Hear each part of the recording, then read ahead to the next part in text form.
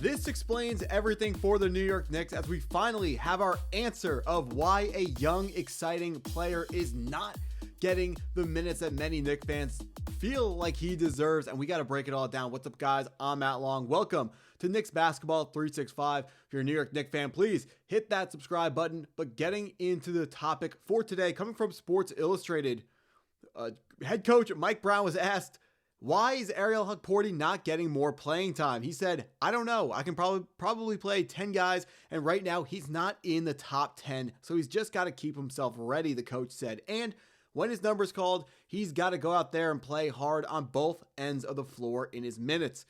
He hustled hard during the opportunities he was given during Robinson's absence, doing a decent impression of the veteran center's rebounding and rim play finishing, but few can replicate Mitchell Robinson's defensive versatility at his humongous size. After cracking double-digit minutes in 2 of the 3 games that followed, the young center has as many DNPs as appearances. He'll stay handy in case Brown needs another rebounding punch, a statistically likely opportunity given Robinson's colorful injury history. As it presently stands, though, Hukporti will have to spend most of his time watching from the sideline alongside his fellow prospects. Now, Ariel Hukporti was the New York Knicks 2024 second-round pick, being selected 55th overall in the NBA draft. He was someone who was expected to be drafted significantly higher that year in that draft, but suffered a lower body injury that absolutely tanked his draft stock. Now, myself, along with a ton of other Knicks fans, are very happy to have Ariel Hukporti as one of our reserve big men. But the question is, why is he not in the rotation getting more minutes? Unfortunately, Mike Brown comes out today and goes, well, pretty simple. He's not good enough. That, hurts to hear, but it makes sense when, he was a second round pick and this is only his second year in the NBA. Got to give him a little bit of time to develop. Maybe we jumped the gun just a little bit, but it really felt like guys like Ariel Hukporti were going to get more playing time this season under the new head coach, Mike Brown. Last year with Tom Thibodeau and all the other years with Tom Thibodeau, rookies never played and young guys never played because Tom Thibodeau didn't trust him at all. One of the things about Coach Tibbs is you had to earn his trust. He didn't just give it to you. Like, if you were a high draft pick, he didn't care. I know Hukporti wasn't a high draft pick, but if you were a high draft pick, Tom Thibodeau didn't care. And now one of the new things under Mike Brown is he's going to play a much deeper rotation, and he's not going to be playing he's going to be playing the younger guys, even if they are younger, if they're good enough. Tom Thibodeau, even if you were good enough, you sometimes wouldn't make it in because he would make you earn it, and it would be like a ritual thing, a lack of trust thing, whatever. Tom Thibodeau's in the past. Ariel Hukporti is someone that I would love to see getting more minutes. Currently this year, only averaging 1.3 points, 2.8 rebounds, 0.8 assists, shooting 50% from the field. But, his stats aren't going to be super impressive. He doesn't get almost any minutes.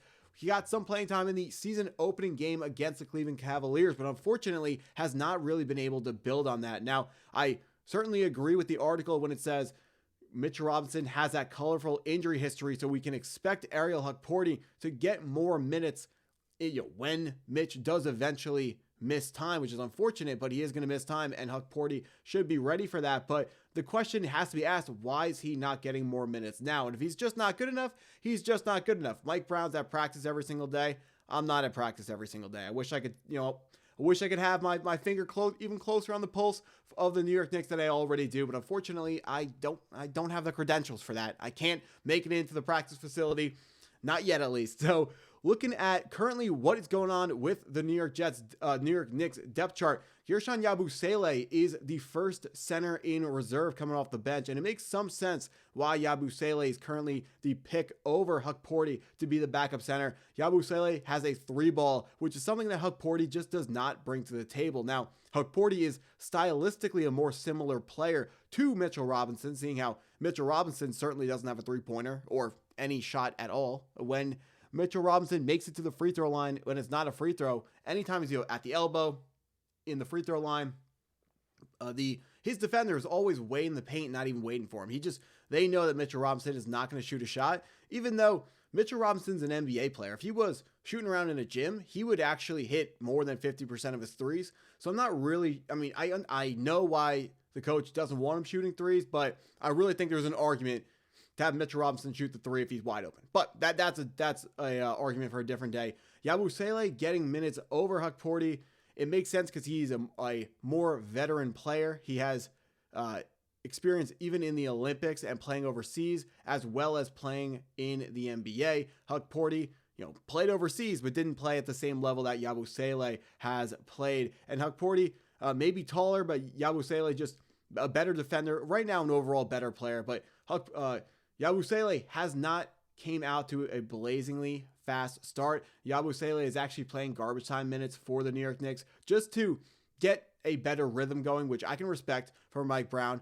There has to be a fine line, a balance struck between sitting the starters at the end of the game so they don't get hurt, and the rotational players so they don't get hurt, and making sure everyone is vibing correctly, making sure everyone is shooting well, making sure people are staying hot and all that type of good stuff. So Yabusele, his struggles so far this season do leave the door open for a potential Hukporti being added as the second string center, which is something that I would be in full support of. I understand that right now, today, he may not be ready for that role. I would love to see it.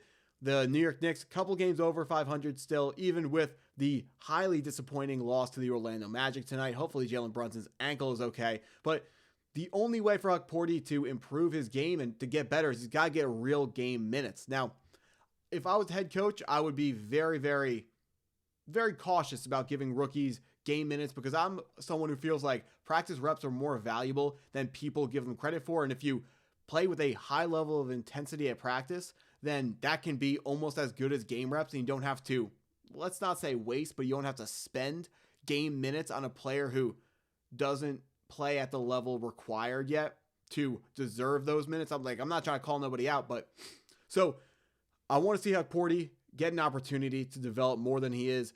0 minutes is, I just want to see him get a little bit of rotational minutes. I feel like he's someone who absolutely can earn those minutes, not just have them given to him. I've used that term given to him too many times this video. Everyone on this team needs to earn the role that they have on their team. Nothing is going to be given out. But Mike Brown, so far, the Knicks are off to one of their best seasons in the past couple years. Tom Thibodeau really only saw one season starting out this good. And what's pretty funny is that year was bad for the New York Knicks, but only one home loss so far that, tonight was hopefully a one-off type of thing. Really poor shooting for the Knicks after back-to-back games over 130 points. I had some people calling me out in the comments, which which they were right to. They're talking about how the bench scoring, you're ragging on the bench too much because they're scoring now. Y'all are right. The first couple games they weren't scoring. Now the bench is stepping up in a much bigger way. 3 games over 130 points. The Tom Thibodeau Knicks could never. But tonight, it felt like the end of the Bucks game kind of all night. The offense, the first half, the Knicks were super stagnant. Second half was a whole lot better, which you can point out to Mike Brown making some coaching adjustments and getting in the right guys' ears, just talking to the guys that need to hear it and making coaching adjustments, which is what he's supposed to be doing. Calling out Tom Thibodeau a lot in this video. Don't mean to do that.